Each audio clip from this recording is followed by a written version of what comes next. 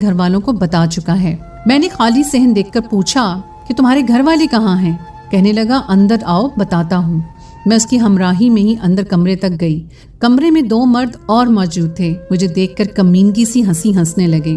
ان میں سے ایک نے کہا مال تو اچھا ہے، اس کی قیمت میں تمہیں 3 لاکھ دوں گا۔ یہ سن کر تو میرے ہوش اڑ گئے۔ اظہر میری سودے بازی کر رہا تھا۔ میں تو چکر کھا کر رہ گئی۔ اس سے پہلے کہ وہ مجھے کمرے کے اندر دھکیل کر کمرہ بند کرتا، میں نے بر وقت اپنا دماغ چلایا اور اظہر کو دھکا دے کر بھاگ کر مین گیٹ سے باہر نکل گئی۔ وہ تینوں میرا پیچھا کرنے لگے۔ غلام محمد ابھی اتنی دور نہیں گیا تھا۔ اسے دیکھ کر میں اسے پکارنے لگی۔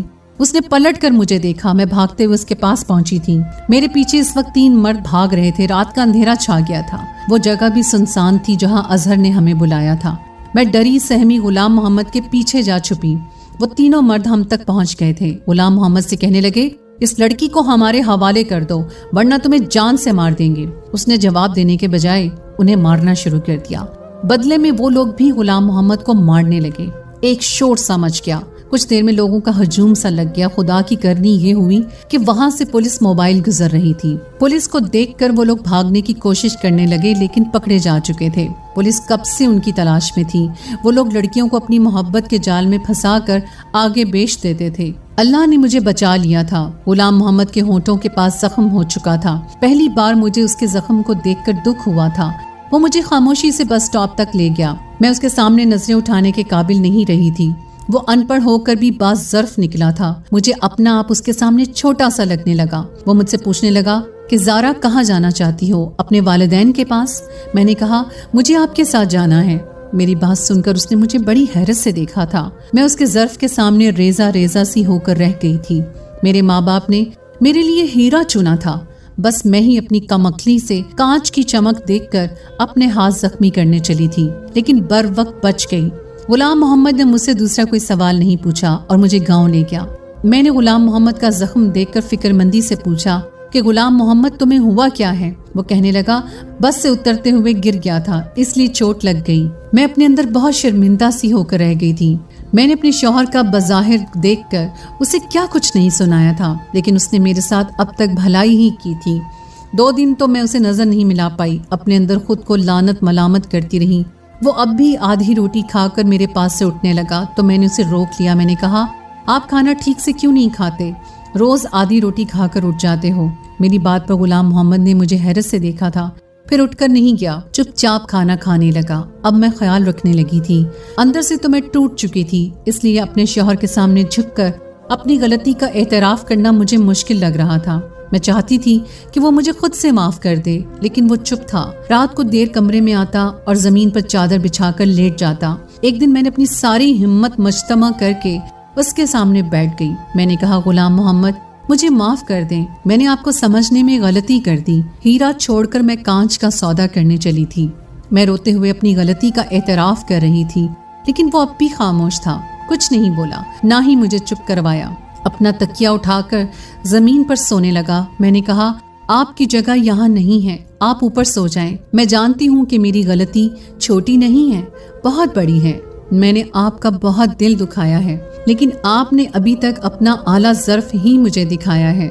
ہو سکے تو مجھے معاف کر دینا۔ مجھے لگا اب وہ ضرور میری کوتاہی کو معاف کر کے مجھے سینے سے لگا لے گا، لیکن وہ نہ جانے کیوں مجھے ٹکٹکی باندھے دیکھ رہا تھا۔ اس کی چپ مجھ سے صحیح نہیں جا رہی تھی۔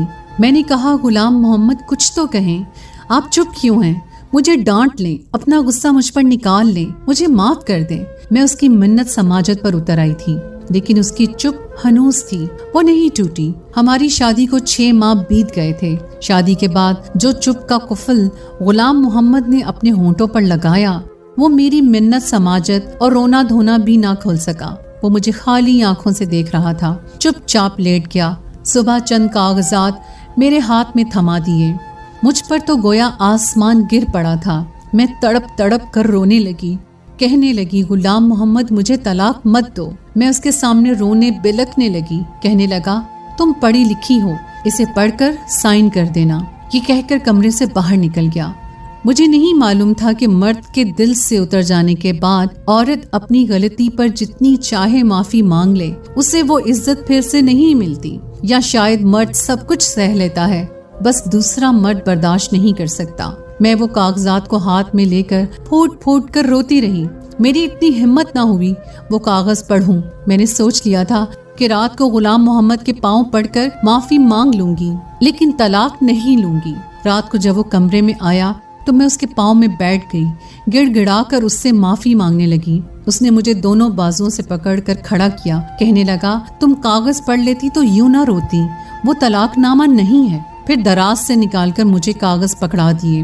میں نے آنسو پہنچ کر جب کاغذ دیکھے تو وہ زمین کے کاغذات تھے جہاں وہ ہل چلاتا تھا۔ اپنے حصے کی ساری زمین وہ میرے نام کر رہا تھا۔ میں نے حیرت بھری نظروں سے دیکھا کہ وہ اپنا سب کچھ مجھے کیوں سونپ رہا ہے۔ میں نے کہا غلام محمد یہ سب میرے نام کیوں کر رہے ہیں؟ کہنے لگا اس لیے کہ تم میری بیوی ہو، میں کل شہر جا رہا ہوں، کچھ دن کے بعد لوٹوں گا۔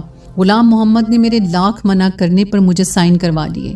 اگلے روز وہ شہر چلا گیا۔ 4 دن میں نے بڑی بے صبری سے اس کا انتظار کیا تھا۔ وہ واپس تو آیا لیکن گھر میں کوہرام سمجھ گیا تھا۔ شہر سے غلام محمد کی میت گاؤں آئی تھی۔ میری تو دنیا ہی اجڑ گئی تھی۔ اس کا ایک شہری دوست اس کی میت لے کر آیا تھا۔ اسی نے بتایا کہ پچھلے 2 ماہ پہلے ہی غلام محمد کو معلوم ہوا کہ اسے کینسر ہے، وہ زیادہ دن نہیں بچ سکے گا۔ نہ جانے پچھلے 6 ماہ سے کون سا عمل اسے کھائے جا رہا تھا جس کا نتیجہ اس کی جان ہی لے گیا۔ مجھ پر تو غشی کے دورے پڑنے لگے تھے۔ 2 دن بعد میں نے کچھ ہوش سنبھالا تو ایک خط مجھے میری ساس نے دیا۔ کہنے لگی زارا یہ غلام محمد کے دوست نے دیا ہے، کہہ رہا تھا غلام محمد نے تمہارے نام بھیجا ہے۔ یہ سن کر مجھے حیرت کا جھٹکا لگا تھا۔ میں نے اپنی ساس سے کہا کہ خالہ غلام محمد تو ان پڑھ تھا، پھر خط کیسے لکھا؟ اس نے کہا اس پر خالہ نے مجھے تعجب سے دیکھا اور کہا تمہیں کس نے کہا کہ غلام محمد ان پڑھ تھا؟ اس نے 10 جماعتیں گاؤں کے اسکول سے پاس کی تھیں اور 14 جماعتیں پرائیویٹ پڑھی تھیں، ساتھ ہی ساتھ اپنے باپ کا بازو بھی بنا رہا۔ میں تو سن کر دنگ رہ گئی تھی۔ میں شادی سے پہلے کبھی گاؤں نہیں آئی تھی، مجھے لگا خالہ کے سب بچے ان پڑھ ہی ہوں گے۔ خالہ کہنے لگی تمہیں غلام محمد بچپن سے چاہتا تھا، کہتا تھا اماں زارا تعلیم حاصل کر رہی ہے اس لیے مجھے بھی آگے پڑھنا ہے، کل کو جب وہ میری بیوی بنے تو اسے لوگوں کے سامنے یہ شرمندگی نہ اٹھانی پڑے کہ اس کا شوہر ان پڑھ ہے، جاہل ہے اور گوار ہے۔ مجھ پر یہ انکشافات کسی ہتھوڑے کی طرح سے